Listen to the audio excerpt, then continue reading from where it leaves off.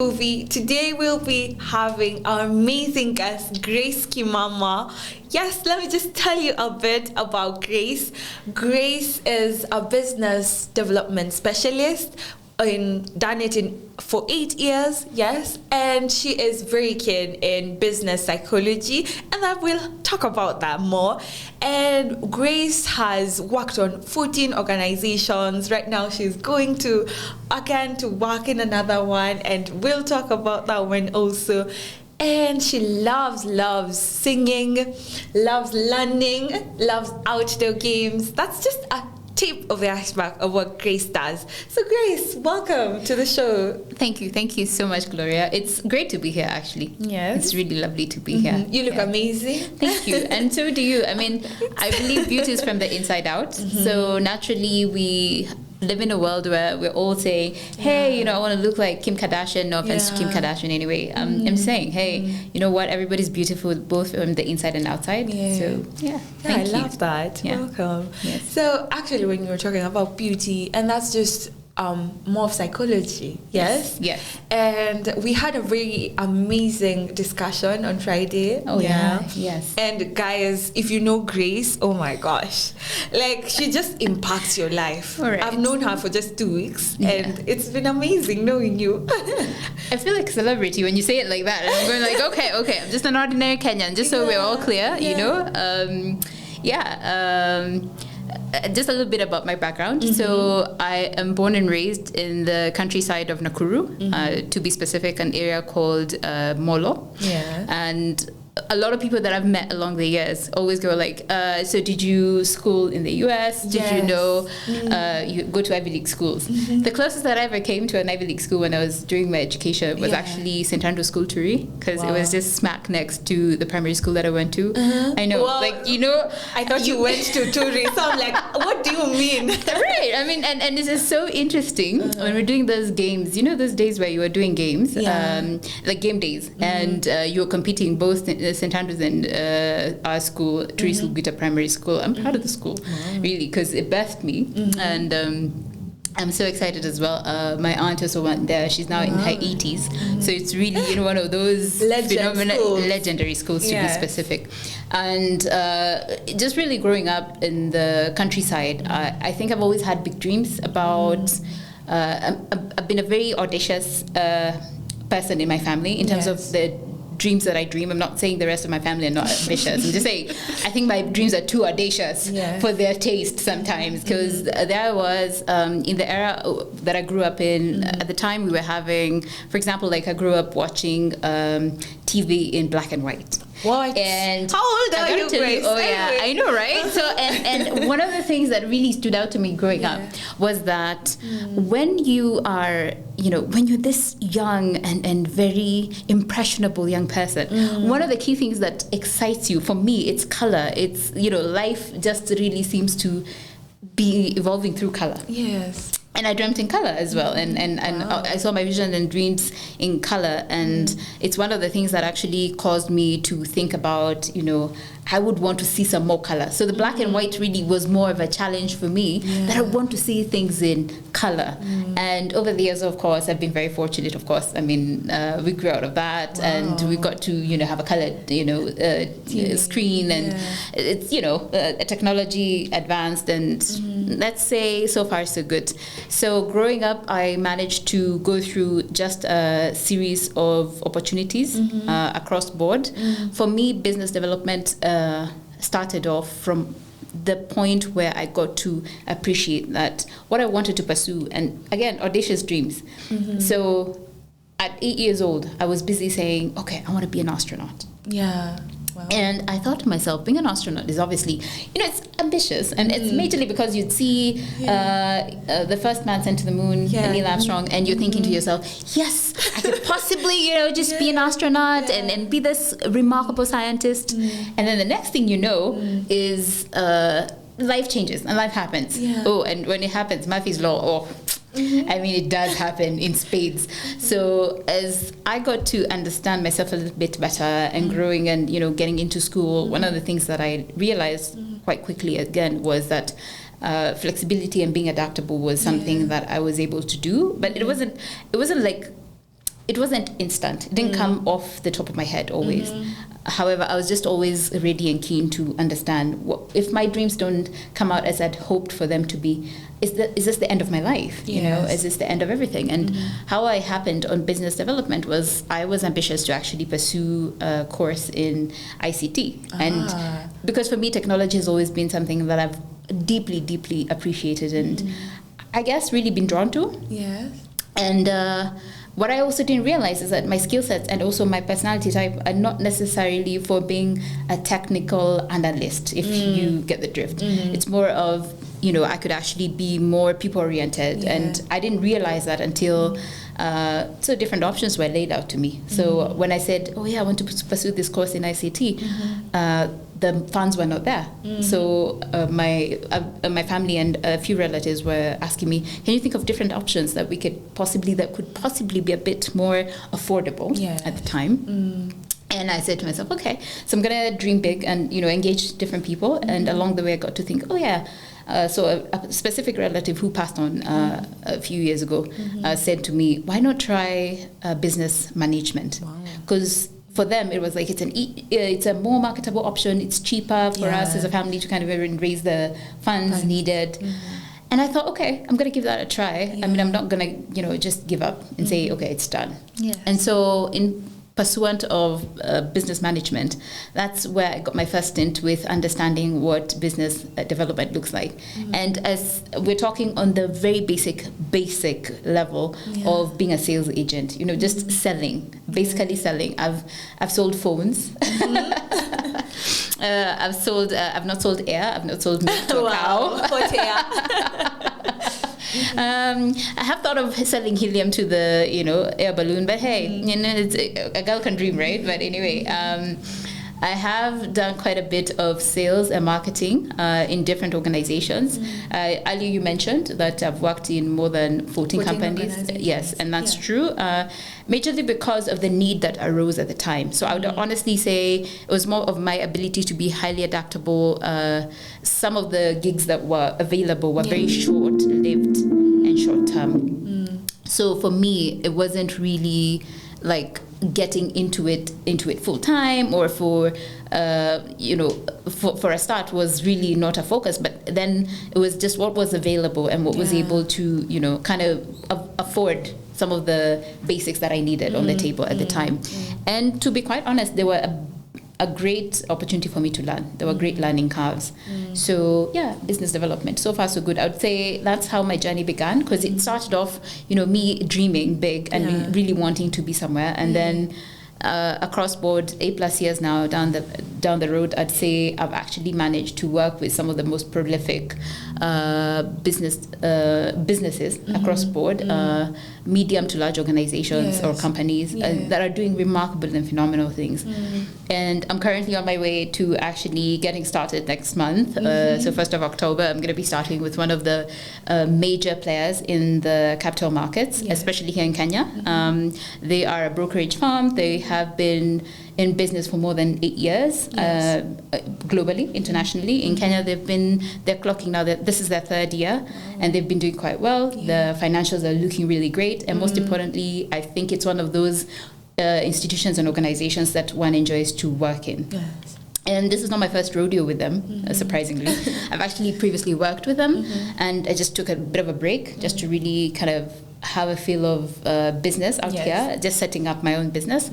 And in the process, I've learned quite a bit. And then they recalled me back, and they're like, hey, Grace, would really love to work with you again if you're open to it, and let's see how this pans out. So I've officially, you know, kind of like laid it down. Yes, I'm ready to get started again with them and see how that goes.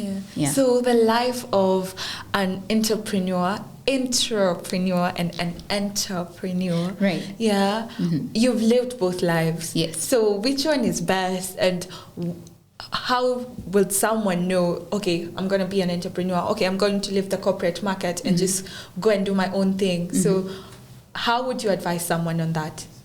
So, to be honest, Gloria, I don't think it would be correct for us to say that entrepreneurship is better or more superior than entrepreneurship, nor for entrepreneurship more superior than intrapreneurship. Yes. So, both are highly crucial, for one. Some of and I'm certain that even our audience out there, a few of us have actually met quite a number of, or even listened to content from quite a number of successful business owners and entrepreneurs who talk about it's okay, because not everyone is cut out to be an entrepreneur, right? So as an entrepreneur, your goal is to solve problems, big problems, as the likes of, for example, Bill Gates or Steve Jobs, people who are solving problems. So Aliko Dangote or Manu Chandaria. So you're thinking of some of the people who have solved some of the key problems in, across the globe. And then you're thinking, I want to become Manu Chandaria, but you need to be careful because you need to understand you may not necessarily have the same, we all don't have the same backgrounds, the same I would say starting points in life. And also for some of us, there's also a difference in terms of the generational gap. There are a lot of things that have really, I would say, there are a lot of things that have really evolved over the years in terms of entrepreneurship and entrepreneurship. Back in our parents' days, it was easy for most of them to get jobs with the government. And, it's almost like the government would actually seek out people who would actually come and get employed by them because they didn't have people who were willing, the jobs were more than the candidates, right? Look at a few decades ago, we started having an issue where there's a skills mismatch, where you're having too many graduates being churned out and, everybody gets excited. We've all gone, congratulations, people have graduated. And the next thing you know is people are asked, okay, so hit the road. Go seek out a job. And that's why you're finding like a lot of people having that, and I would say more to our detriment from the millennials down to Gen Z. The Gen Zs. But then I would feel, and this is my personal opinion. I think it would be unjust and unworthy for us to categorize millennials and Gen Zs as having an issue, whereas we have to look at the environs that they have been subjected to, because we have to ask ourselves what has changed. A lot has changed. A lot has changed in the past 3 decades. A lot has changed in the past 50 decades. And one of the remarkable lessons that I've taken about change, for example, in becoming an entrepreneur and an intrapreneur, is from this gentleman called Ray Dalio. He's one of the renowned entrepreneurs of his time, billion-dollar philanthropist who's really learned quite a lot and is willing to share all of what he's learned over his lifetime with the world. And one of the things that I have captured from his book principles is that you have to engage from a point of reality. What is your reality as we speak? So a lot of us, and I'm also a culprit to that, a lot of us grew up watching TV. So again, I said, remember that those of us who dream in color and we see the world in color, and we just kind of, how we speak, how we engage the world is more like we try and be colorful, right? But then we have to be very realistic that not everything was as colorful and rosy as we, we envision it. Exactly, because there a few things to check in. So maybe my parent wasn't necessarily formally schooled. So it means the kind of advice they would give me with regards to entrepreneurship or entrepreneurship would actually be very different. And a quick example with my own personal story. So because my parent was never employed per se in long term, and I'm specifically speaking about my mom, so she was very good in entrepreneurship. So I kind of got to really borrow a bit of that from her. However, my dad was really just the renowned, I would say he was the radical entrepreneur, the serial radical entrepreneur. He's traveling the world, he's reading books, he's just doing all these different things. And he was actually employed at my grandfather's then sawmill.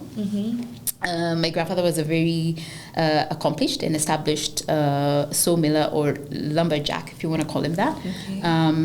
And he really worked hard. He was a man who pursued growth in entrepreneurial endeavors, and that was really phenomenal. And I remember one of the things that I took home from that was that not everybody can actually get employed after several years of going through school and getting to see. There are times when, when you hit in your and I'm doing the quote unquote side because I'm thinking, there's no rock bottom per se. It's a mindset scenario. Yeah. So in the instances where I've hit my rock bottom, I would always be reminded of what did my grandfather have, and how did he get out of it? What did my dad and mom have, and how did they get out of it?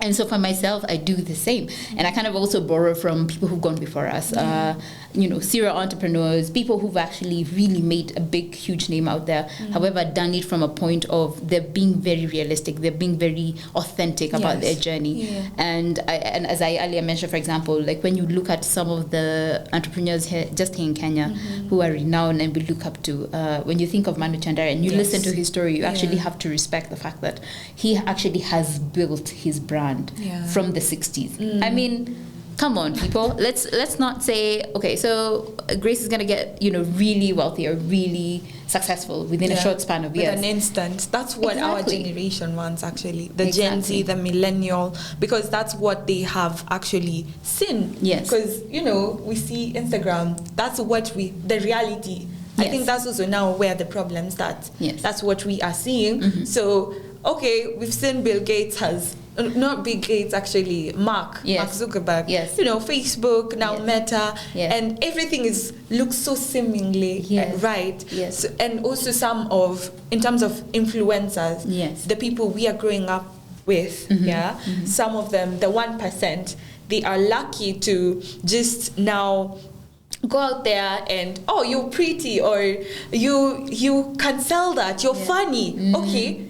Now you've won the lottery bag. Now, why am I not winning the lottery bag? Or comparison, when someone else succeeds, I am failing, which is so wrong. Yeah. Very true. Yes. Yeah. And you've talked about Ray Dalio, and actually yesterday, Sean Karanja, our first guest, also talked about him. It was like, nice. Ray Dalio, I love him. So, guys, please go and listen to Ray Dalio. He's making people get money. Yes. So let's talk about now business. You've talked about entrepreneur, and what are the key ingredients of a business? Because some people they want a business, they want to be an entrepreneur, but they don't understand what it entails. What's a business, and how to successful people like Manu Chandara actually keep creating such businesses. Off the top of my head, I think one of the key ingredients that we can talk about is a well thought out plan. Every business needs a well thought out plan in regards to the business environment, the product testing, go to market strategies, and even just the team that is executing all this. So as an entrepreneur in business, one of the key things that you would have to have is a well thought out plan of, in case this doesn't pan out, what's the next steps? What's the next step? I'm going to borrow from a quick example of a well thought out plan from the life of Chris Gardner, the author and billionaire mogul, African American billionaire mogul in Garden Rich or Rich Gardner company.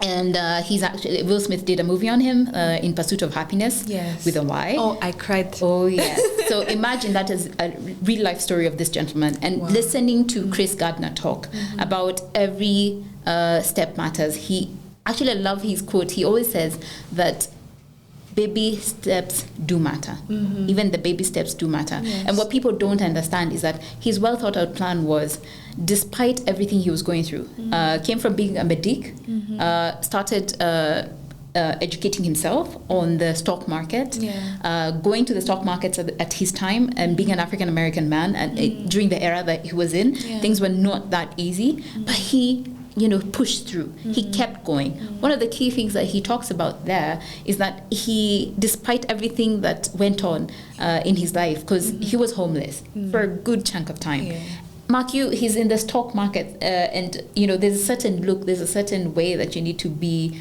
presenting yourself. And he talks about how he even only had 2 suits, to change for a span of time. Yes. He had an infant son who he was raising alone at the time, because unfortunately his marriage fell apart and he lost his house. And it's amazing. Imagine a man, and no offense to any gentleman out there, I'm just saying, for a man to really take the time to take good care of his infant son, to be concerned about the plan that he has ahead is that they're going to eventually get their own home, get their own property. So those are the kinds of things that really got him going, because he had a well thought out plan that, aside from just having the medical experience, he could come into the stock market and understand. I love the way he said it. He said, the first time I walked in, just the mayhem made sense to me.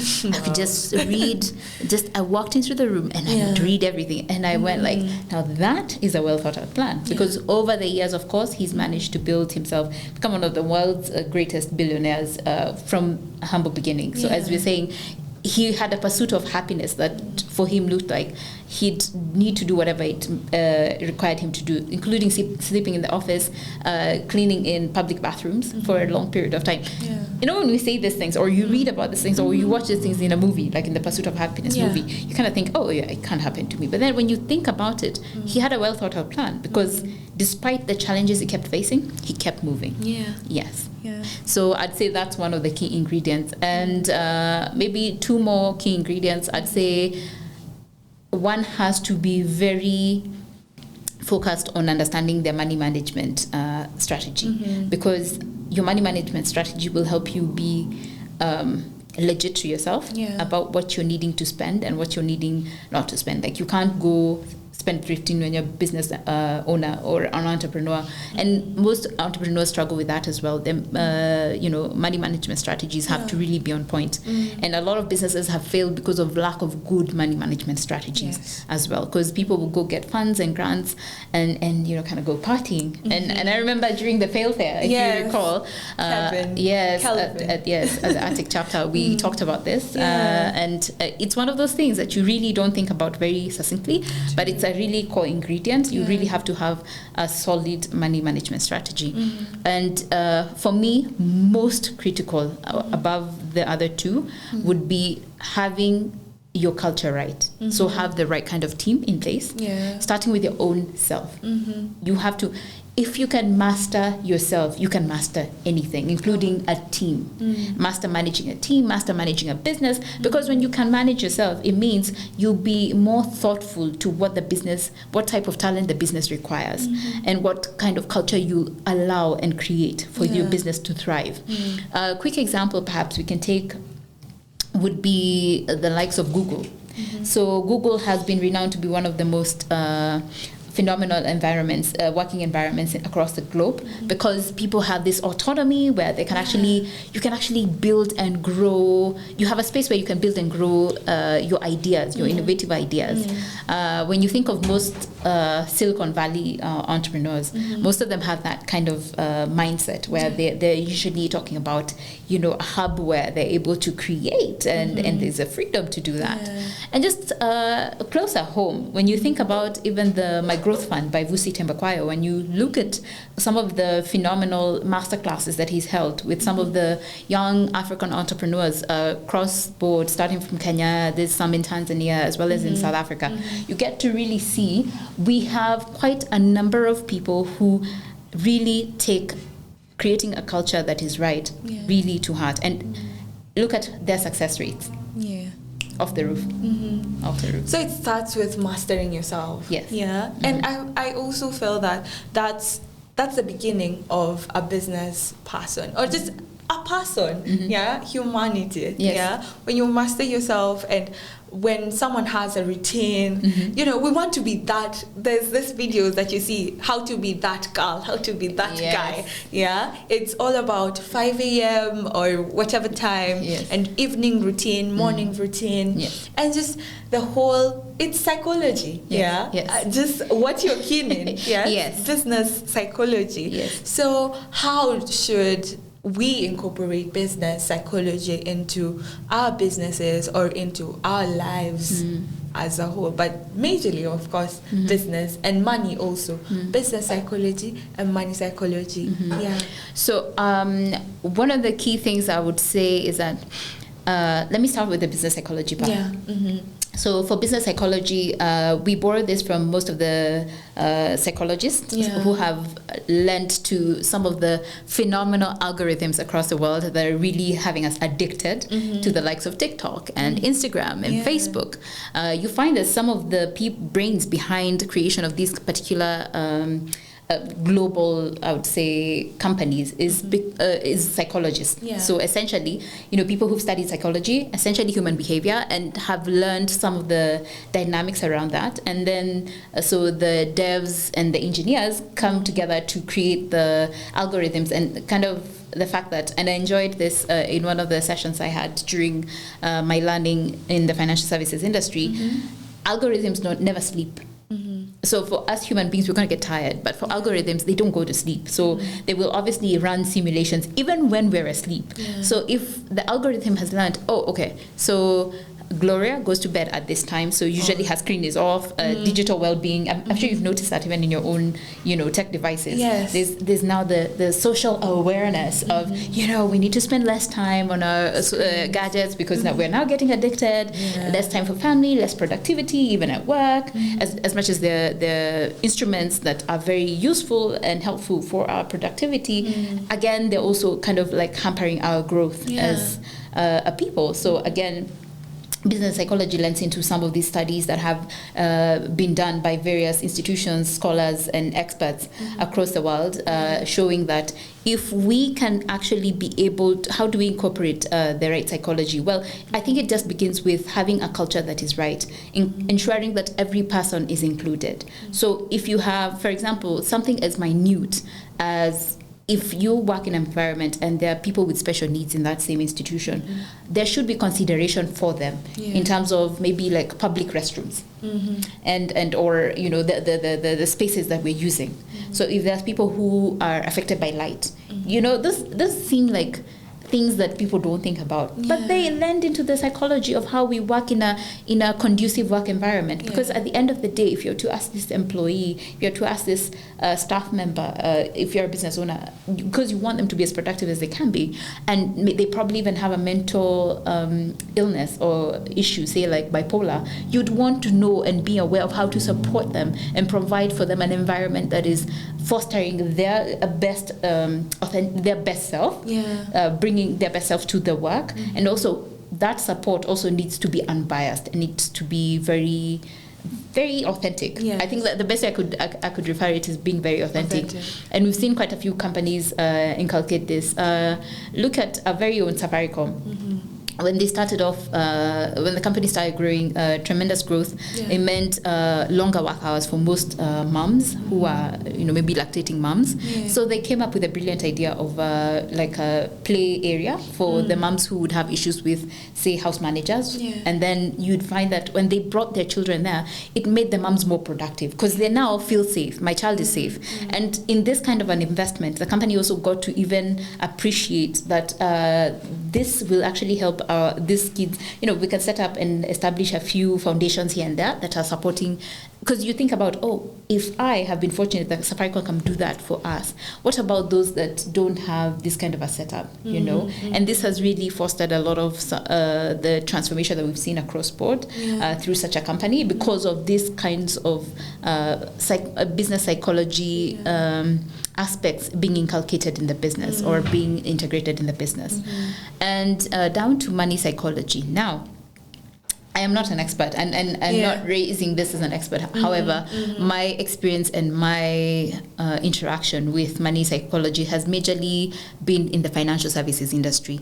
And one of the things that I have learned, especially in the financial services industry, is that the psychology of money trickles down to your attitude, habits, and your mindset with money. Simple, plain to the point. And I say this with utmost respect.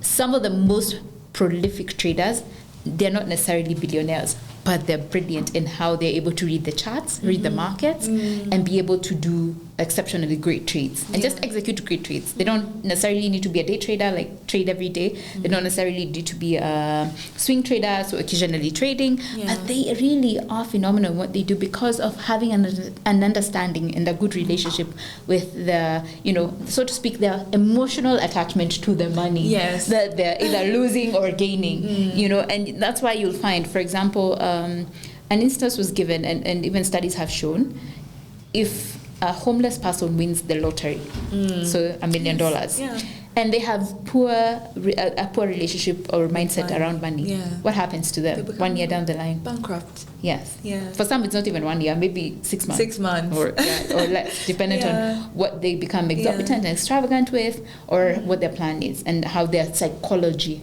on money is. So really it trickles down to how we can integrate money psychology in our businesses, especially. It would be financial literacy is one of the key aspects and key things. And I'm proud and happy that we have quite a number of institutions, organizations, as well as entrepreneurs who are supporting these kinds of trainings across board, even in our own youth groups. I'm sure we can attest to some of the ones that we have engaged in. And I'm proud to give a shout out to Meta G, because I know they're doing a phenomenal job in doing a lot of the kind of like snippets of training on management even of their social media and just really understanding there are certain expenses that a lot of people look at in businesses, and they make an assumption that I need to exert an excess amount of money in my business so that I'm able to get to the level of, say, Safaricom or Jumia, or just think of some of the successful businesses across board. What people underestimate is that some of these businesses have gone through phases of bankruptcy, phases of even being cashless. And this really, the money psychology part is really also being able to integrate the proper, I would say the proper work ethic enables, when you get the psychology, the business psychology right, you'll enable your team and train it even to your team and even for yourself. Sometimes you don't even need to train them. They see it from who you are as a CEO. So if you're a CEO who's throwing lavish parties, where else you're not paying your employees, and this has happened in some with some people I've worked with. It was very unfortunate. Or you're busy, kind of just being a spendthrifter. So you're busy saying to your employees, oh, we can't make payroll this month. And people really exerted themselves in, showing up to work. Some maybe walked from home, and maybe that took like 2 hours every morning.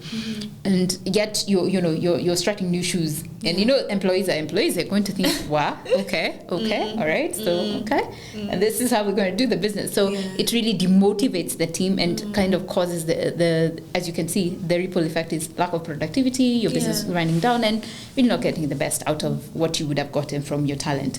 However, one of the ways we can integrate through not only the financial literacy, but also support groups, proper, health and mental health and awareness in the office. Just find out how is someone's home life looking like right now, because it could be someone is probably, and we were having this conversation earlier, so maybe the birth order of that person is they're a firstborn in their family, so it means essentially they are a dependent.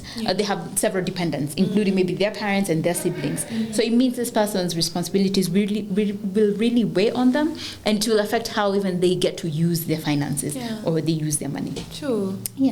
Oh wow. You've actually led us and talked to us about finances and how we should handle money. Let me just ask, just a tip, what one lesson have you learned about money and finances that all of us need to know? As Grace. So for myself, honestly, I have learned to not to be very objective, to get out of I've been homeless. So this lent me a space of really asking myself a very tough question, like when you're in that situation where you're selling off everything you own, and you're really, just banking on your friends, just, living in your friend's home. And, of course, this is also not guaranteed that you're going to be there for a long time. Yeah. They'll be like, Grace, get out. Yeah. I mean, well, some people are very, they're a bit kind. Yeah. They're not going to kind of tell it to you to your face. Yeah. But they're going to really, of course, they're human beings just as I am. And so if you're emotionally intelligent, you kind of read into these things and you ask yourself, so what do you do? And these are some of the scenarios that really lent me an opportunity to be a bit more self-aware about my spending habits. And also this has indirectly impacted even the way I invest my time. So who am I spending my time with, and what are we talking about? What are we engaging about? And I'm not trying to be rude or unkind, but I've learned from some of the world's best entrepreneurs that really time is precious, and time is gold, and time is money. So those are some of the key lessons I've learned. And given that money is a medium of exchange and a mode of expression of some of the key things that we need to achieve in life. It's not necessarily a means to, it's not the destination. So having money, how many people do you know who are in illegitimate business or money laundering? Many, right? Why is it that they're never happy, or so to speak, they're never successful per se? It's because when you have an understanding of what purpose money serves in your life, you really get to differentiate and separate yourself from the emotional. And I've seen this mostly in the financial services industry. You have to, a trader has to separate themselves from the emotional turmoil that comes with losing maybe a set amount of money because the market had a drawdown. Maybe a certain trade, there was a drawdown in a certain trade, and the market took a turn. And went really bearish, and that wasn't the anticipated expectation. So maybe you lost $50,000. How do you deal with that? And maybe you're the type of person who can't even file for bankruptcy, because essentially your bills are calling, and maybe that's all you had in terms of your savings. So those are some of the things that I would say, I know I've just touched on a bit of it, but I would say my greatest lesson as Grace is really be very, very keen on how you're spending your time in terms of learning about money, because money is exponentially beautiful to have, because your life becomes much easier, things get smoother, but then also it's that lack thereof can cause issues. So you get homeless for a bit, and so I took my learning curve there. However, I also have seen it also gives you and lends you a fresh perspective of that you can actually create value, like what helps you look at yourself and ask, what value do I have to offer? And that really becomes something I'm careful in how I'm investing now to build that, to skill, reskill, and upskill myself in the areas that I need to get better at, so that I can earn more and build a better life for myself and those that I love. Wow, I love that. And what I've learned from that is just detaching yourself from money. In terms of emotions, because even yesterday we said money has no emotions. No, it doesn't. So that's where we ought to, because we've learned in terms of money is everything. That's the society some of us have grown in families where our parents literally, the only time they are at home is they're saying, Hatuna pesa, I'm looking for money.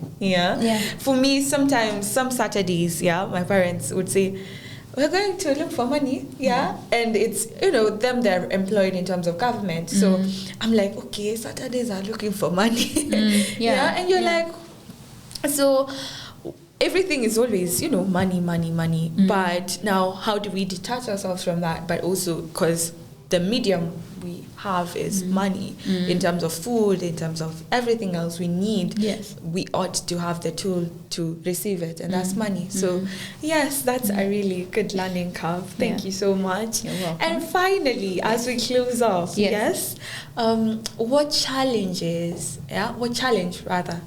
just one are you facing right now, and how are you tackling it? In business or in business, and also can go to life. I feel like business also relates to life, but business, So one of the, I would say what comes off the top of my mind is the challenge of having the right, just working to equalize the quality I'm offering, say, in my business, the quality that I'm giving to my clients, the quality of products, the quality of service, because being an entrepreneur means that you're giving a bit more time to your, say, 9 to 6 or 8 to 5 job, and lends you quite a bit of, for any serious person, you have to be thoroughly committed in that as well, so that you're giving your best. And that also means that there's a part of the business that also gets to suffer a bit, just a bit. However, now, how I'm tackling that is I've gotten a few team members on board who I've managed to partner with. Most of them are working through sweat equity, because it's a small business, so we're still growing. And we're kind of just saying to each other, hey, listen, you can actually get a share in this through your sweat equity, and really just building on the growth of the business as we get to see the 5-year plan come into shape. And it means for the next 5 years, we're going to be a bit more focused on ensuring that we're delivering on the quality and the service that we've promised our clients and customers to the T. And it means sometimes sleepless nights. But again, we don't want to compromise. And that's one of the things that we're advocating for. We also don't want to compromise on our own personal health, because then it impacts our ability to be productive, both as an entrepreneur or as an entrepreneur. So it's really just striking that balance and really being able to offer the best and highest quality. Yeah. So you're balancing, everything. So working on it, but majorly partnerships. Yeah, I've actually remembered, we didn't tell people about your business. Yes. Yeah, and that's how actually we started talking. Yes. Yeah. And just tell us more about, Grace does business development in organic. Yes. Organic. So organic farm fresh. Yes. Organic dried, sun-dried, fruits, vegetables, seeds, majorly at the moment. And also we have, so basically our mother company is Kikaboni Ventures Limited. And Kikaboni Ventures is covering a bit of consultancy in the business development aspect of things. And we've also managed to support a few companies, small, medium sized companies, and also a few large companies in consultancy of their sales departments and training. It's part of what we're doing. We are trying to get away from the literal, and across board in Kenya, a lot of SMEs have built that kind of a portfolio where you're kind of doing every consultancy. So we're trying to really carve a niche in business development, where we're able to help and support in the growth of the business revenue. So in terms of trainings for the sales team and trainings for the team as a whole, in terms of the soft skills, or as some renowned experts are now calling, necessary skills, because it's not just about soft skills, but really key skills that are, for our age, very core and critical for any business to thrive. And on top of that, so we're also on the side having our subsidiary, Kikaboni Basket Foods. And Kikaboni Basket Foods is now where we're focusing on the organics for purely 100% organic. And sourcing for 100% organic is not the easiest. I'm going to be honest with you about that, especially here in Kenya, and especially because of the global standards of organics. So we're really working on growing, and we have a few partnerships that we've taken up with a few farms and farmers who are really 100% organic. And we're just really in that journey where we're able to supply this in a few markets that we're taking part in, and our online store will be up soon. It's still a work in progress, but it's going to be online soon. But we've done a few organic markets just within the Nairobi environs, just to really kind of start out the brand and really have people aware of what we're focusing on in offering them organic farm fresh. Actually, I've just remembered we were supposed to go for a trip. yes, and to Nakuru. So we're still on for that. I hope. Hopefully. I'll borrow permission.